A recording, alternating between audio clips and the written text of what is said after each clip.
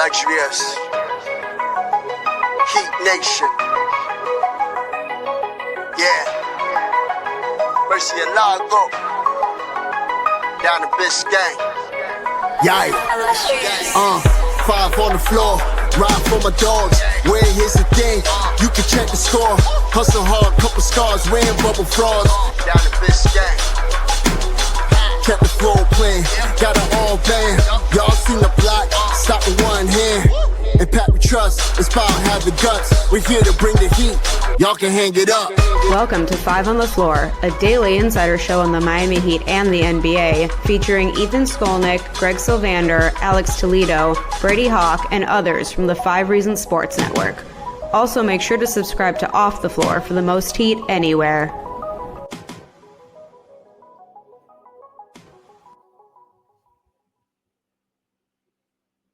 Welcome back to another episode of 5 on the Floor. I'm your host, Greg Sylvander.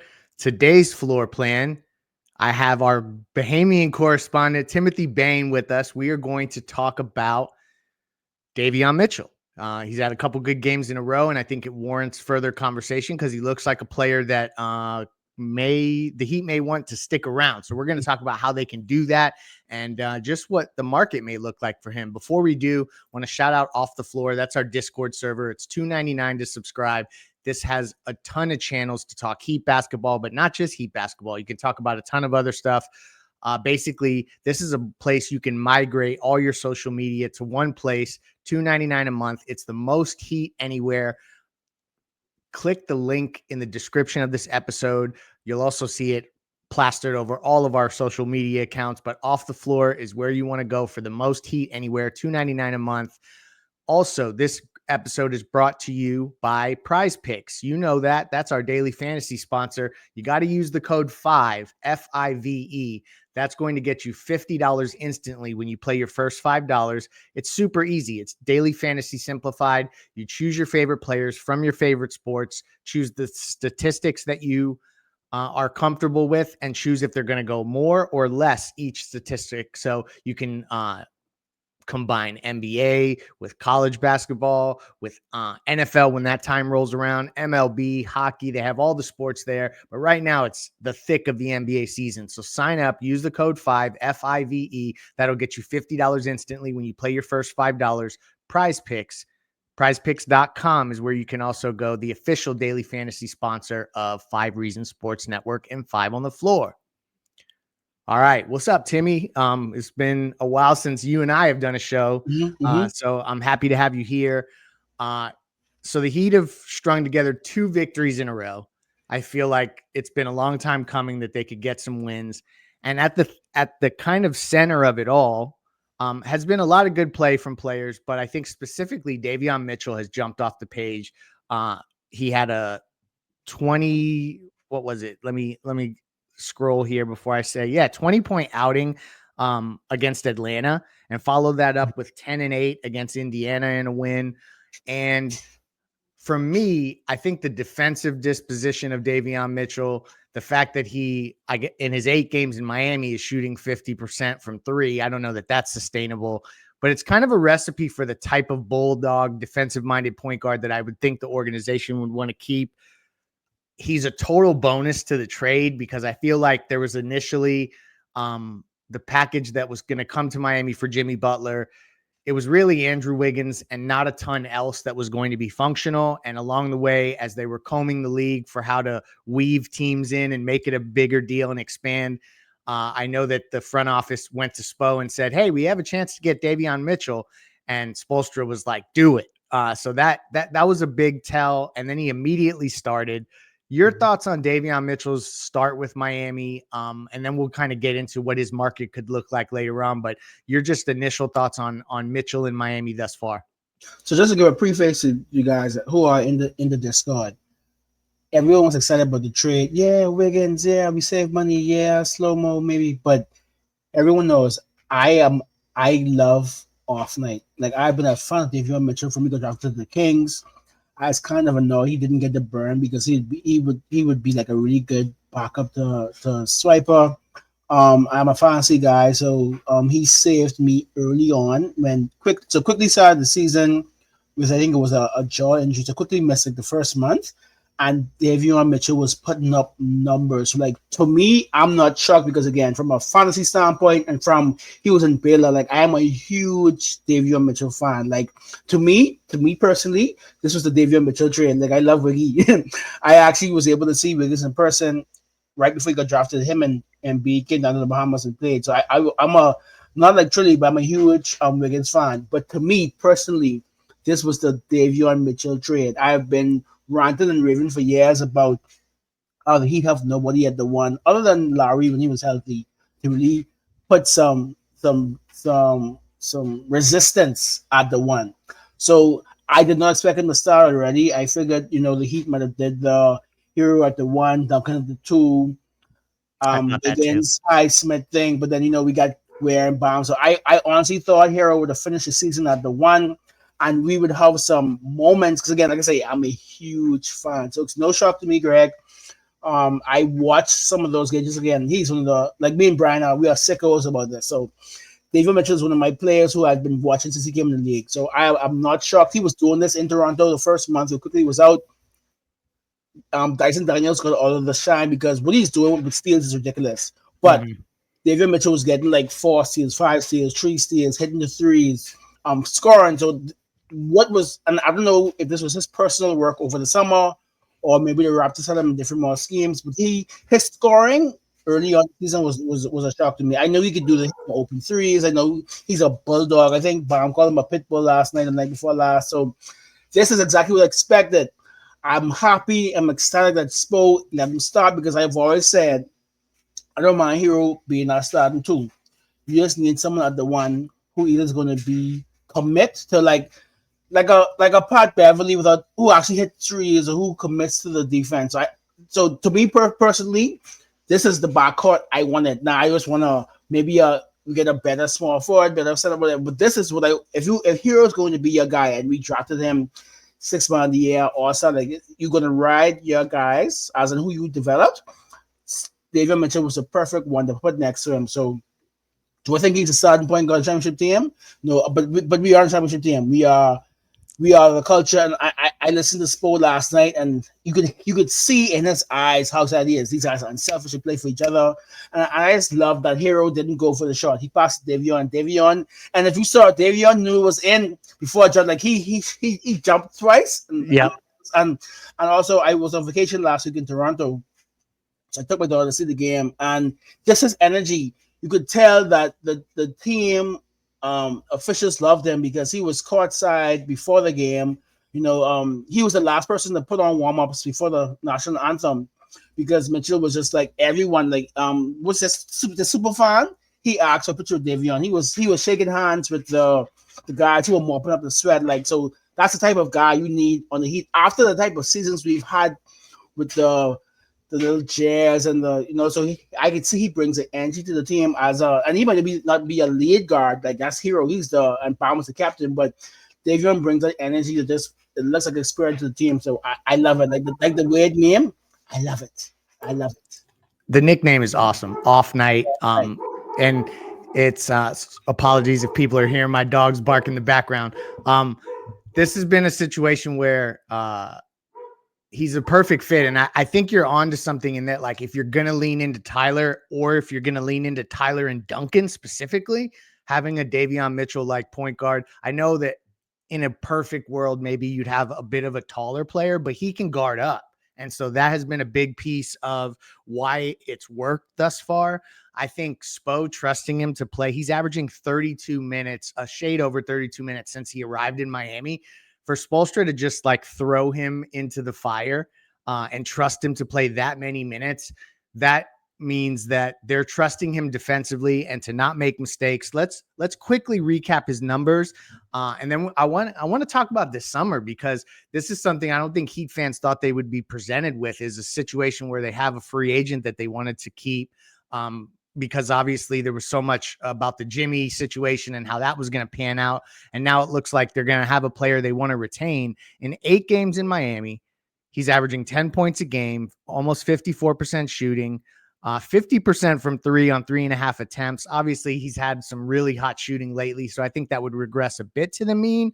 But his other seasons, he's been at 36% the last 2 years, and then he was down in the low 30s early in his career. So maybe that's a trajectory that's increasing. 4 assists, only 1.5 turnovers, and a steal a game. So to your point, he's really rounding out the defense. I think they can trust him.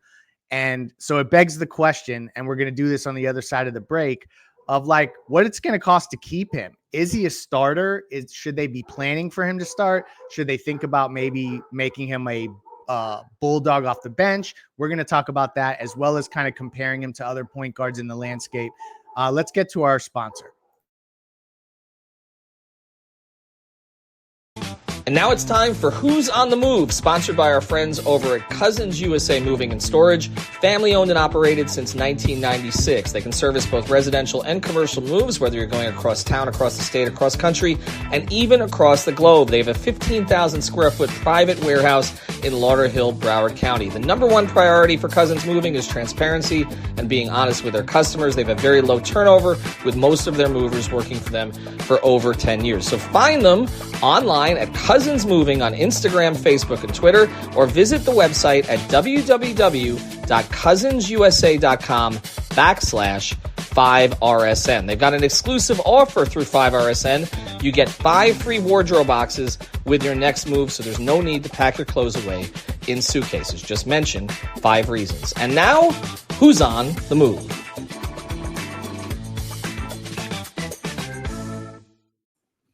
So yeah, Davion Mitchell has been on the move to Miami, and we don't want him to be on the move this offseason.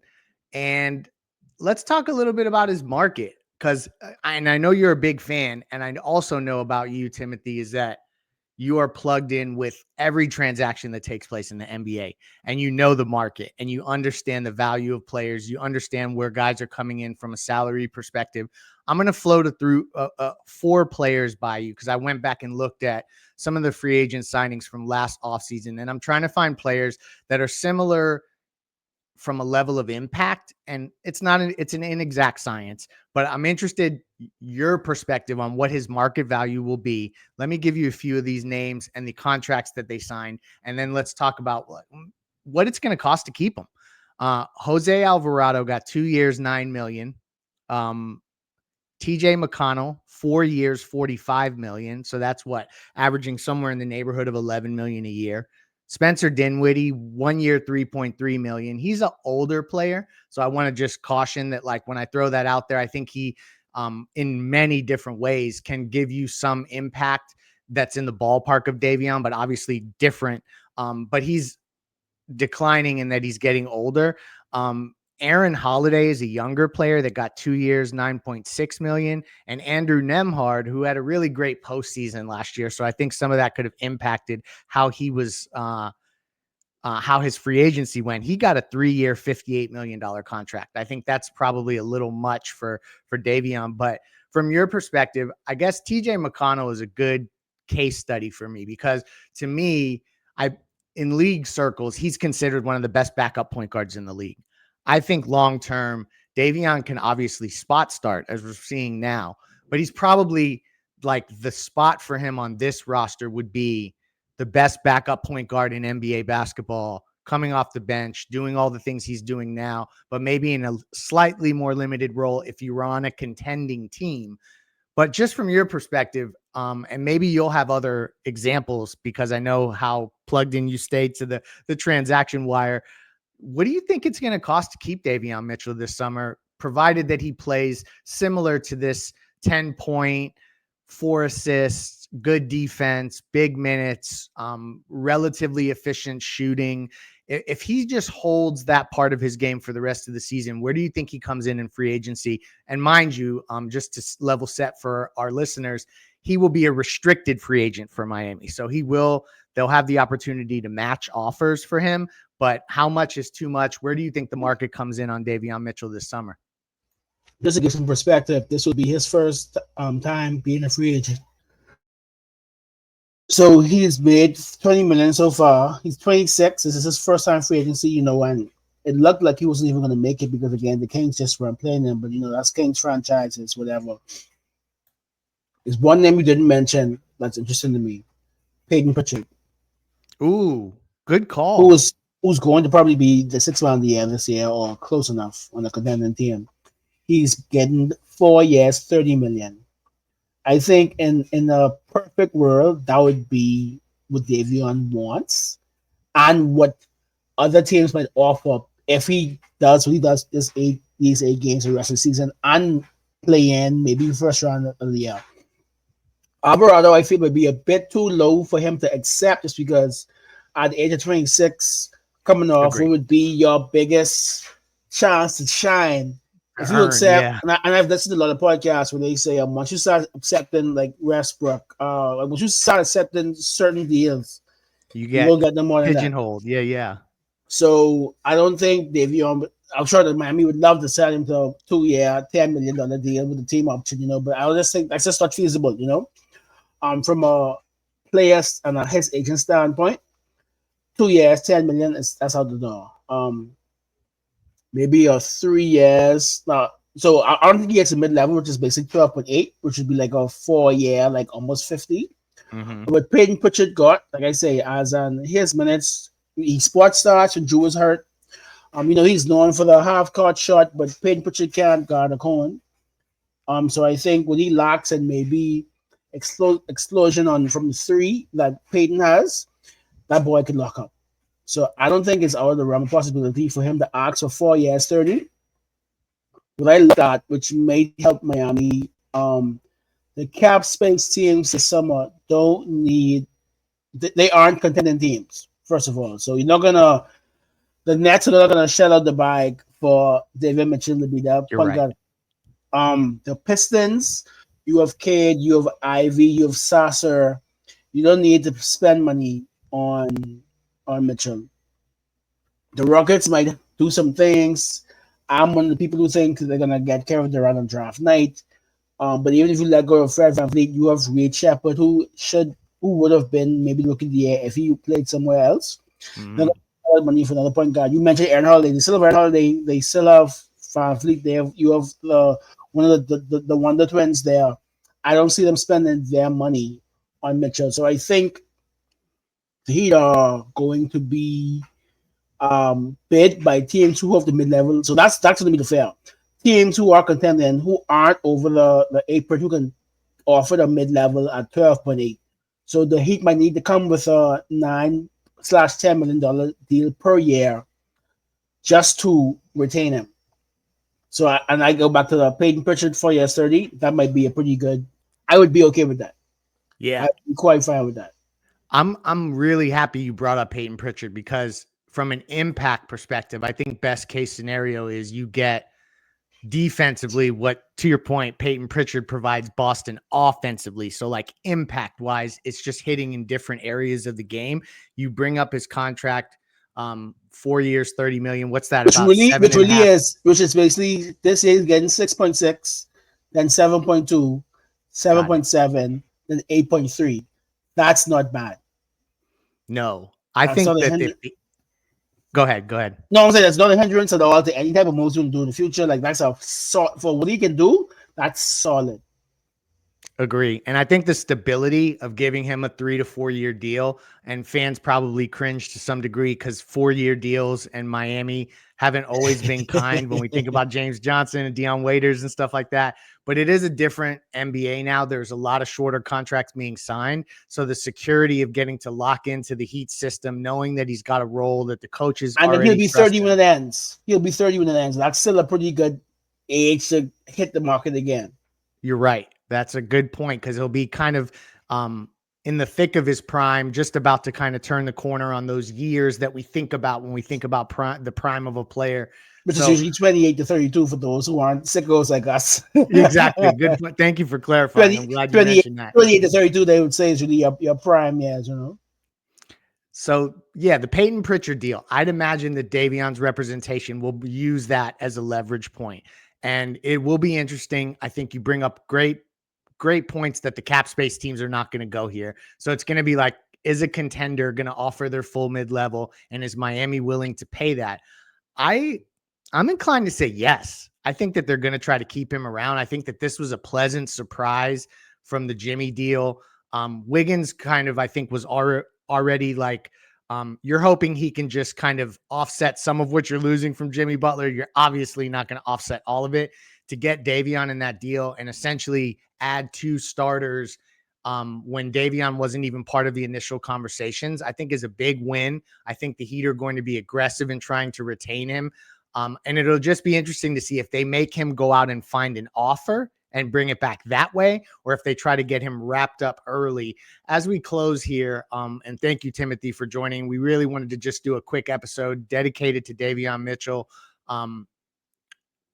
Do you think the Heat are going to let him go out, test the market, and bring back an offer? Or is this one of those scenarios where you see Miami before free agency even kicks off, they try to lay the groundwork so that one of the first deals you hear agreed upon is a new deal for Davion to stay in Miami? Kind of how do you see them approaching the landscape of free agency with him? And do you think that he'll have to go out and kind of bring back the best case offer for Miami to match, or do you think Miami just gets it done early? I think because just the fact that, of all this tension we had over the last couple of years, the Heat aren't projected to do much this summer anyway. So they're not going to just be like, yeah, go find something. They don't want to start the season off with that type of contention. So I think they'll put something on the table, which could be the 4 years, 30, maybe 4 years, even 40, because that's still much lower than a 4-year, 54 team a contender can bring. And this would happen to the Thunder and the Hardenstein and Knicks. If Hardenstein was restricted, it'll be fine. The Knicks, just to give you a little bit of cap nerdum, the Knicks could only offer like 54 max, basically all the triggers. But if he's restricted, they would have matched whatever he brought back. Yeah. The Heat are in a position where they can match it. So I think they still will put an offer on the table because they are heroes and bombers and everyone is signed. So they're going to put an offer and say, look, if you want more, go and get it. If not, this offer. So but I think, too, Davion Mitchell knows he was just a throw-in in the Wiggins trade. Mm-hmm. Couldn't get burned on the Kings. Once quickly came back, he barely played. He had a lot of DNPs. And that's, I think people need to factor in. He wasn't playing every night when quickly came back. There was some That's DNPs crazy. Because Bonds we see a point power forward as they play him. So you don't really need to play 2-point guards in the Raptor system. So he knows he can get every night burn with this Heat team. They love his energy. His nickname is brand is made for Miami. He might weigh the factor of consistent minutes and the growth of a Spoelstra Heat culture than to go sit on the bench for a contender. So I think the Heat will put an offer on the table, and he will be inclined to put pen to paper July 1st. I'm with you. I think that it makes so much sense. It's kind of like a match made in heaven, and he can maximize his earning potential in the future if he were to figure out something in Miami. I'm with you. I think that they say, obviously, if he thinks he can get a full mid-level, they may make him go and find that contract and bring it back. But otherwise, if they can get him for slightly less than that on that Peyton Pritchard type money, I think that that'd be a win for both player and organization. To your point, like everyone who thinks about them whale hunting via trade, like 2026, and everyone comes after me about that plan. It's not about signing free agents. It's about the flexibility to make the trades prior to that offseason, and kind of getting in that way. It's not going to get in the way of any of that to re-sign Davion at this number. So I'm hoping they get it done. There's a lot of games left to be played. We want to see how this plays out. But so far, I think he's been the most pleasant surprise of this Jimmy Butler situation, is that at least you're finding a consistent component that you can put into the rotation, and he brings defense. You don't have to worry on that end. He's picking up 94 feet. He's been solid offensively so far. We hope that trend continues. So I'm with you. I think that this is a situation where, as long as nothing goes really sideways between now and the end of the season, they will look to get something done early, July 1st, to your point. So we're happy Davion Mitchell's in Miami. Timothy's especially happy because he's been following him since Sacramento. And I know that the Heat actually liked him pre-draft. If we really take it far back, they didn't have obviously the the pick to get him at that time. But I'm glad that he got out of Sacramento. He's finding a situation, to your point, where he can lean into the stability of the minutes, of the role, and hopefully stay in Miami. So Davion Mitchell, thank you for getting to Miami, because I think that it's the exact type of point guard we needed next to Tyler Hero. Timothy, your final thoughts before we close. I so love that we was able to make it through this with 2 starters. Like, I just think that was perfect. That was perfect. Thank you for joining us. We appreciate our sponsors, Prize Picks. Use the code 5, Cousins Moving and Storage. We'll have you covered for Heat Knicks. That's tomorrow. As we're recording this, it's Saturday. We will have you covered for Knicks at Heat tomorrow, 6 p.m. Eastern Standard Time. I'll be on the post-game show. Alex and Brady at the game. Timothy, thank you for joining us. And I'm sure this won't be the last Davion Mitchell conversation we have, but thank you to our listeners. Peace out.